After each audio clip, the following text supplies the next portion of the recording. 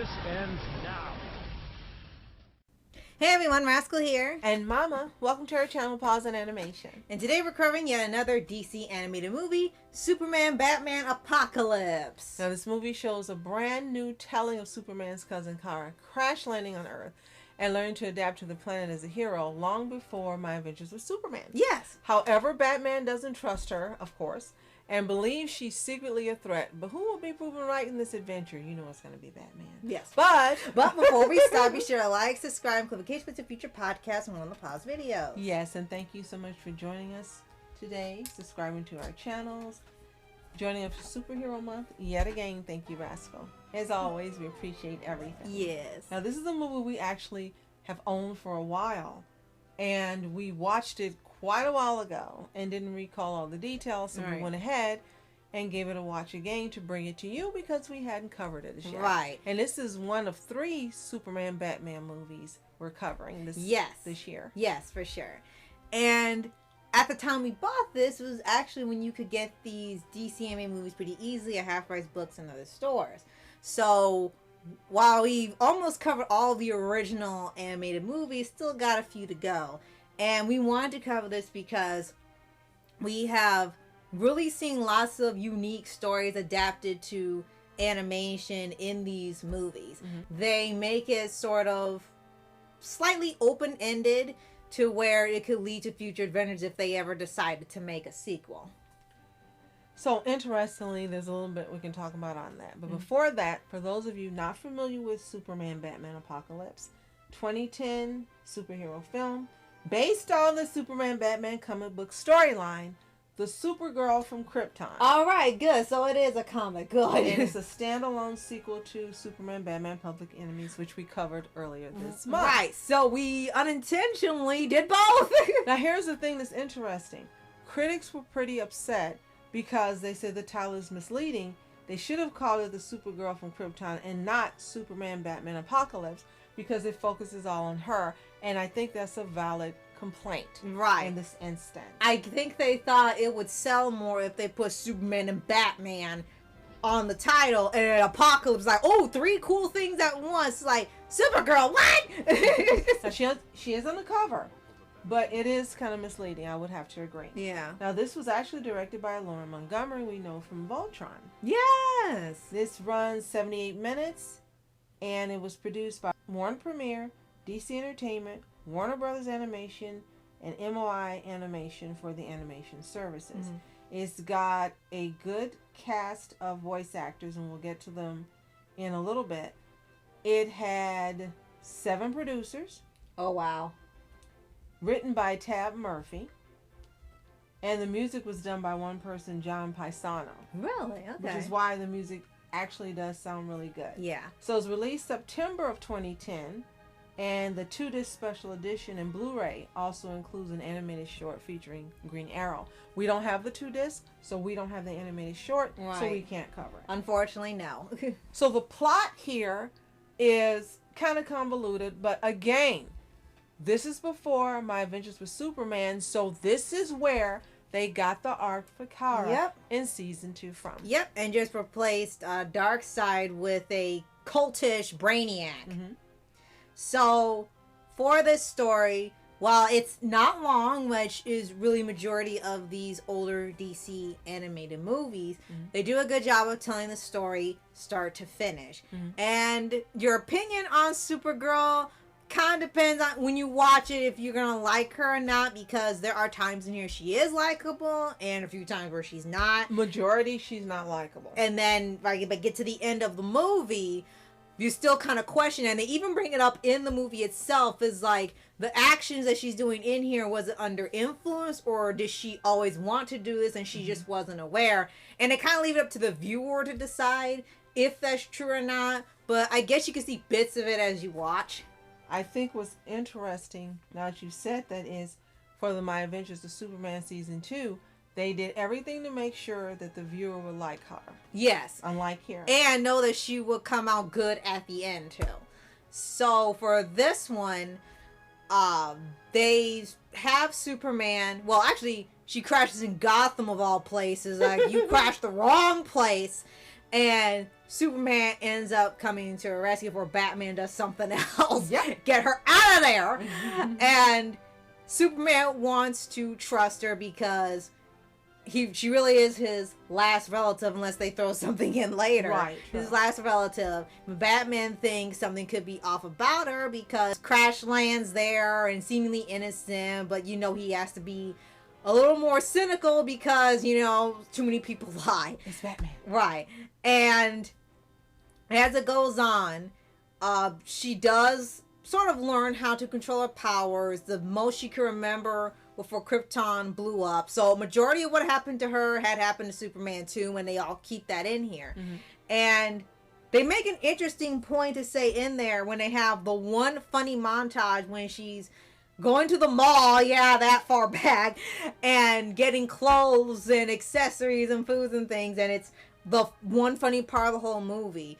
She comes to a point where they have a Superman statue, and she asks him, they treat him like a hero. Does it ever bother him? What's it like having these, for him, two different identities? And he has grown comfortable in the life he has. And he can have a normal life when he's the Clark Kent, and he can still save people as Superman. And they make a point to say for Kara is that, while she does have the power, she really doesn't want to be a superhero per se of having to be relied on I guess you could say All Might or something, becoming a symbol. Right, because she says when she's in front of the statue, they see you as their savior. Yeah.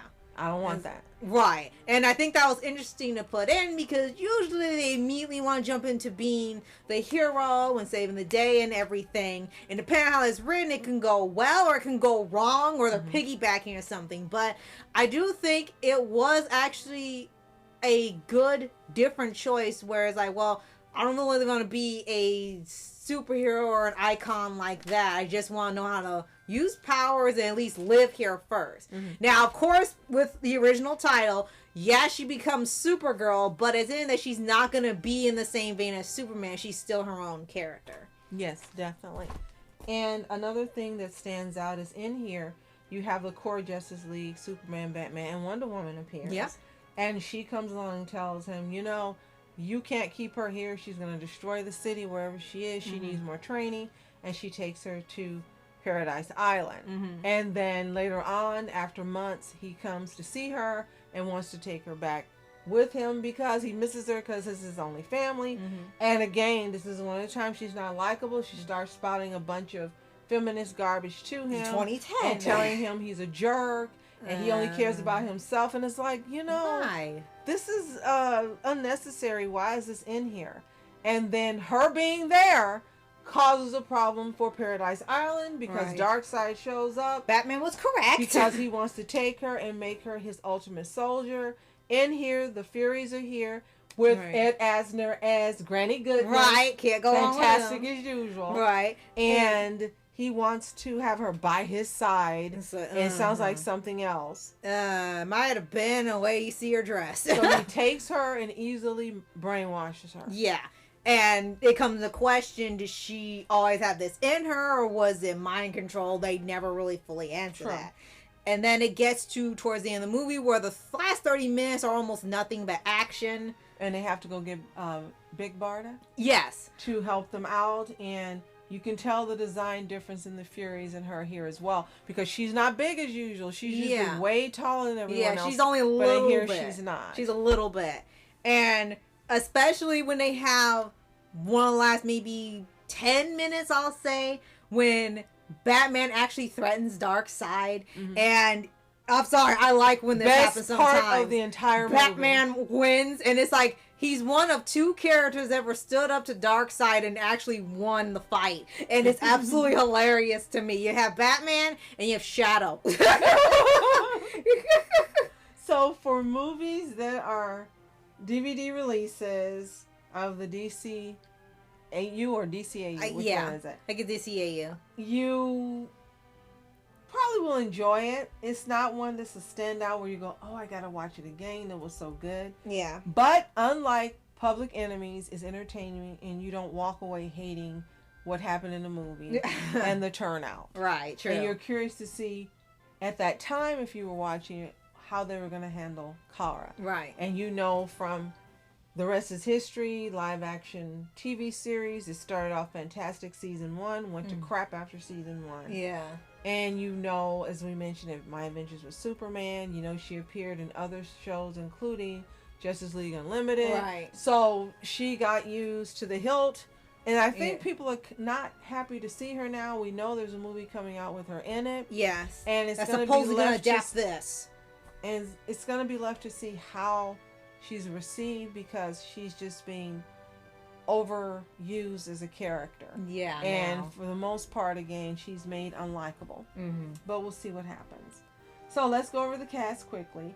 We have Andre Braugher as Darkseid. Yes, one of the biggest and best stars of the movie. And what's interesting is critics said that his performance was lackluster. Which is odd, because that ended up being one of the most... Quote, it says, "Not something I'll be coming back to anytime soon. Specifically targeting Andre Braugher's performance of Darkseid is lacking in any presence." And that's funny, because no one sees it that way who are real DCAU fans. Yeah. And they gave the film a D based on that. That's an odd thing to do. All the things in here, but his particular voice performance was the reason you couldn't stand the film. Makes no sense. And it's one of the things they actually honor him with. Now that he has passed on, besides Brooklyn Nine-Nine, this is one of his standout roles as Darkseid. True. You also have Kevin Conroy as Bruce Wayne Batman, Tim Daly as Kal-El Clark Kent Superman, Summer Glau as Kara Zor-El Supergirl, Susan Eisenberg returns as Wonder Woman Diana Prince. So it's all ones from the animated series. Julianne Grossman as Big Barda, Ed Asner as Granny Goodness, Yes. Rachel Quaintance as Harbinger, Lila Michaels or Artemis. She was uncredited as Artemis. Sally Saffioti as Guillotina and Mad Harriet. Andrea Romano as Stompa, Vicky Vale. Jim Ward as Radio DJ and Cop. David B. Mitchell, Greg Allen Williams, John Seigan, April Winchell, and Tara Strong rounding it out. Okay. Now the last thing I want to note is that Daly, Conroy, Eisenberg, and Asner all reprise their respective roles of Superman, Batman, Wonder Woman, and Granny Goodness from the DC animated universe. Yay! And that was one of the rare times they've chosen to do that. Right. And I think it was a good move. Yeah. So the film actually earned over $6 million from domestic DVD sales and almost $2 million from domestic Blu-ray sales. So it made quite a bit of money, and people were really happy to see it. Yes. So now that we've told you that, if you've seen it, Superman, Batman, Apocalypse, let us know in the comments below. And do you recommend others watch it? Do you wish we could go back to DCAU straight to DVD movies?